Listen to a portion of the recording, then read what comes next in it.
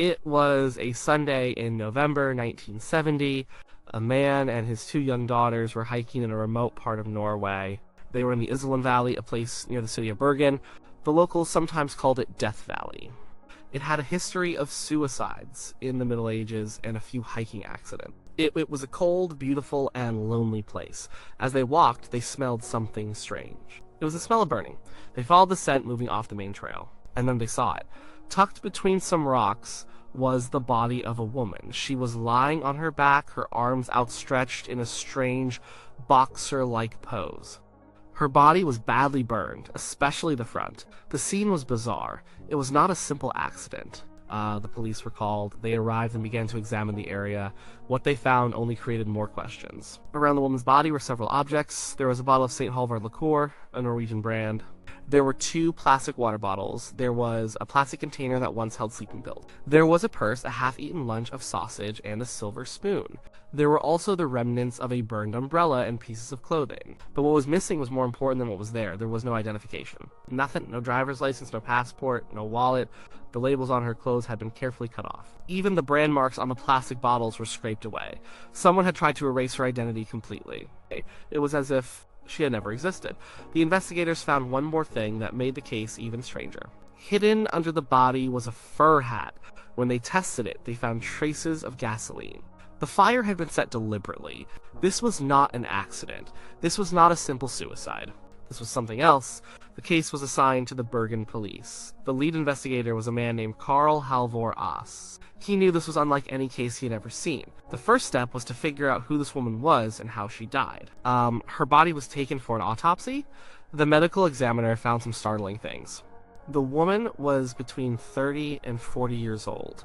She had distinctive gold fillings in her teeth, a type of dental work that was not common in Norway at the time. It suggested she was from Central or Southern Europe. She had a bruise on her neck, possibly from a fall or a blow, but it wasn't the cause of death. The cause of death was a combination of 2 things. She had a large number of sleeping pills in her stomach. The pills were a brand called Phenemel, a powerful barbiturate. The doctor found at least 50 pills, a lethal dose. But she wasn't just poisoned. The autopsy also found soot in her lungs. This meant she was alive when the fire started. She had died from a combination of the drug overdose and carbon monoxide poisoning from the smoke. But the most chilling discovery was about her hands. Her fingerprints had been sanded or filed off. Someone, either she or someone else, had systematically tried to destroy her fingerprints, a classic move to prevent identification. This was not the act of an ordinary person. This was the work of someone who understood how to cover their tracks. This was the work of someone who lived in the shadows. The police had a body without a name, without a face, without fingerprints. They were at a dead end before they had even really started. Their only hope was that someone, somewhere, had seen her. They released a composite sketch of the woman. It showed a pretty woman with dark hair, a round face, and a watchful expression. They described her as about 5 feet 4 inches tall, with a slim build. They asked for the public's help. The break in the case came a few days later. An employee at the Bergen train station recognized the sketch. He remembered seeing a woman who looked just like her. He said she had left 2 suitcases in a locker at the station. The police rushed to the station. They opened the locker. Inside were 2 suitcases. And inside those suitcases, the mystery of the Isdal Woman deepened into an international puzzle. The contents of the suitcases were a window into a life of deception. There was a collection of clothing, all with the labels removed. There was a tube of eczema cream, but the prescription label with the doctor's and patient's name had been peeled off. There were several wigs of different colors. There were non-prescription glasses. There were maps, bus schedules, and train timetables. There was German money, Norwegian money, Belgian money, Swiss money, and British money. And then there were the notebooks. One of them contained a series of codes. It was a jumble of letters and numbers, like O22, O28P, 71S, 18P, and M22, O18F. At first it seemed indecipherable, but the police eventually cracked it. It wasn't a complex spy code. It was a simple log of her travels. Each entry corresponded to a date and a place she had been. M22-018F meant she was in Paris from October 22nd to October 28th. The police now had a timeline of her movements across Europe. The most important find in the suitcases was a shopping bag from a shoe store in Stavanger, a city on the west coast of Norway. The police contacted the owner of the store, a man named Rolf Rortvedt. He remembered the woman. He gave the police a very detailed description. He said she was elegant, well-dressed, and spoke English with an accent. She bought a pair of blue rubber boots, the same kind of boots whose remnants were found near the body in the Isdal Valley. This was a huge lead. The police now had a starting point to trace her final days. They used the shoe store receipt to find out which hotel she had stayed at in Stavanger. From there, they began to unravel a web of aliases and hotel stays across Norway. The woman was a phantom who moved through the country using different names. In Bergen, she was Fenella Lork. In Oslo, she was Claudia Tielt. In Trondheim, she was Genevieve Lancier. In Stavanger, she was Alexia Zarna Murches. She used at least 8 different fake identities, complete with fake passports. All the passports were forgeries. She would check into a hotel, always paying in cash, and often asking for a room that was not facing the street.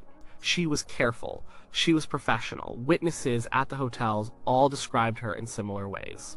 She was attractive and stylish. She spoke German, French, Flemish, and English, all with a slight accent that no one could quite place. She kept to herself. She seemed to be waiting for someone, often seen pacing in the hotel lobby. One hotel guest remembered her talking to a man in German in the hotel restaurant. She seemed tense. The police pieced together her last weeks. She had traveled from Paris to Stavanger, then to Bergen.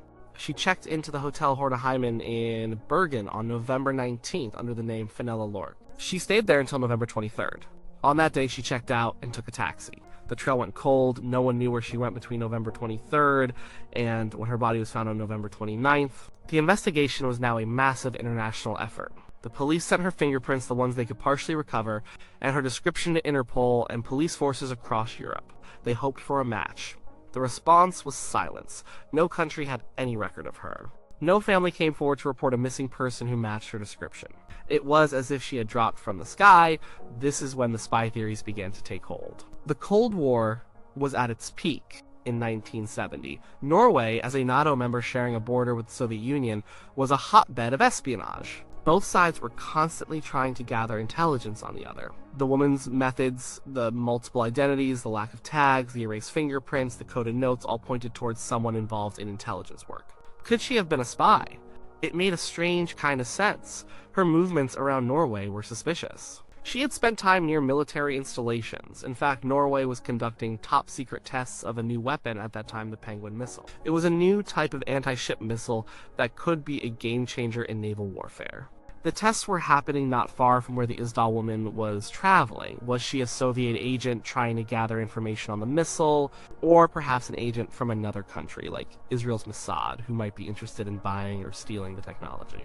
The theory was that she was supposed to meet a contact in the Isdal Valley, but something went wrong. Maybe her cover was blown, maybe the meeting was a trap, maybe she was eliminated by her own side because she was compromised, or maybe she was killed by the other side. The sleeping pills could have been forced on her, or she could have taken them herself to avoid being captured and interrogated. The fire would have been to destroy any evidence and make identification impossible. But there were problems with the spy theory. Intelligence agencies are usually very good at finding their missing agents.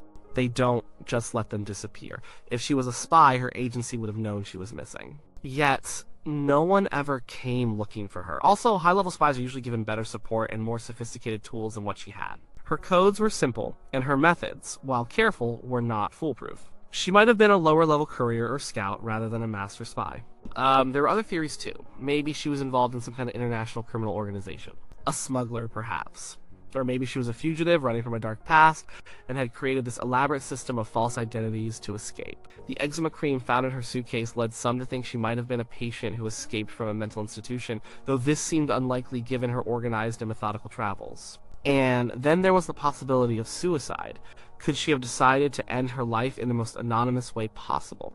It would explain the sleeping pills, but it wouldn't explain everything. Why cut the labels from her clothes? Why sand off her fingerprints? Why travel all the way to a remote valley in Norway to do it? It seemed too elaborate, too theatrical for a simple suicide. People who want to disappear usually just disappear.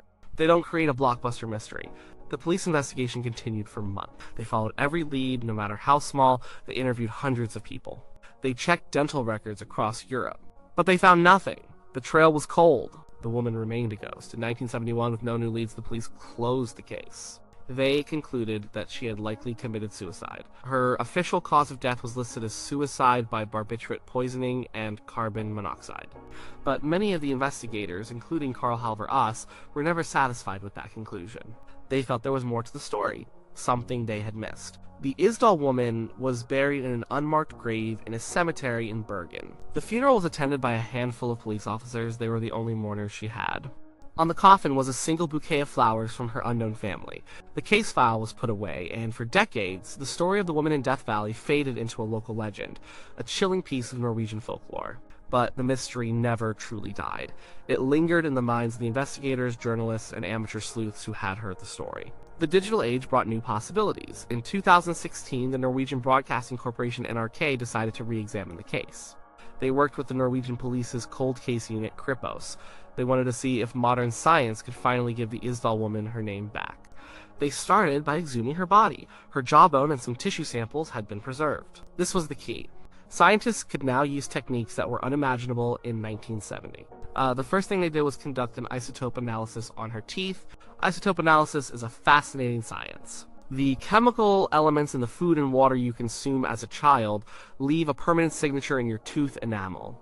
By analyzing these signatures, scientists can determine the general region of the world where you grew up. It's like a geological passport embedded in your body. The results of the isotope analysis were a breakthrough. The tests showed that the Isdal woman had most likely spent her childhood in or near Nuremberg, Germany. It also suggested that she had moved west, closer to the French border as a teenager. This placed her birth somewhere around 1930, during the rise of the Nazi Party. She would have been a child during World War II.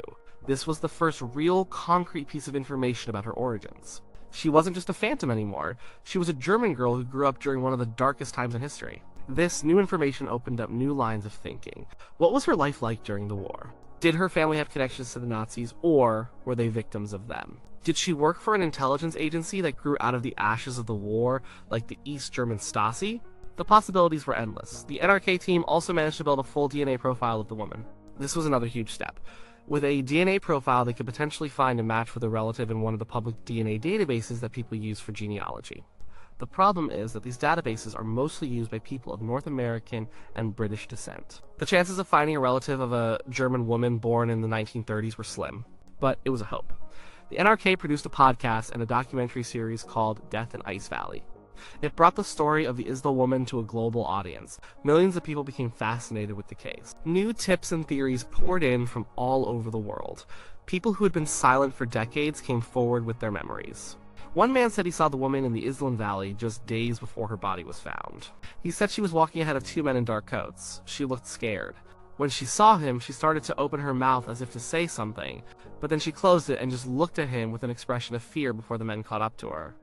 He was just a boy at the time and was afraid, so he never told the police. His story, if true, strongly suggests that she was not alone and that she was in trouble. Another witness, a man who was 26 at the time, said he was hiking in the same area with his friends 5 days before the discovery. He saw a woman who fit the description. She was dressed elegantly, not in hiking clothes. She was standing near the spot where the body was later found. Her face was contorted with fear. He said she seemed to be waiting for someone or hiding from someone. His friends pulled him away, telling him not to get involved. He, too, regretted not going to the police. These eyewitness accounts paint a picture of a woman in distress, a woman being followed. They make the suicide theory look even less likely. They point towards a meeting that went terribly wrong.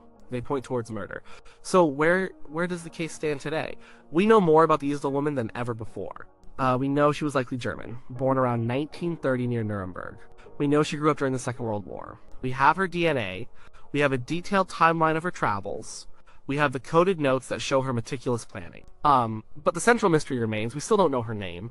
We don't know why she came to Norway. We don't know who she was working for, if anyone. And we don't know for sure how she died. Was she a spy who was silenced? A criminal on the run who was finally caught? Or a deeply troubled woman who decided to end her life by erasing herself from the world? The case of the Isdal woman is so compelling because it is a perfect mystery.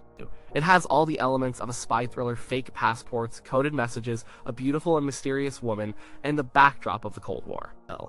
But at its heart, it is a human tragedy. A woman died alone in a cold valley, far from home. Her life was a secret, and her death became a puzzle. For over 50 years, she has been known only by the place where she was found. She is the Isdal woman. She has no past, no family, no story that anyone can tell. She is a blank slate, a collection of clues that lead nowhere. The police file is still open. Somewhere out there might be a living relative who could provide a DNA match and finally give her a name. Somewhere, in an old dusty box in an attic, there might be a photograph of a little German girl who would one day die in a valley in Norway. Until that day comes, she remains an enigma. Her unmarked grave in Bergen is a testament to a life lived in the shadows and a death that continues to baffle and fascinate. The story is a reminder that even in our modern world of constant surveillance and digital footprints, it is still possible for someone to simply vanish, leaving behind nothing but questions. And the biggest question of all remains the one they asked on that cold November day in 1970. Who was she? We still don't know.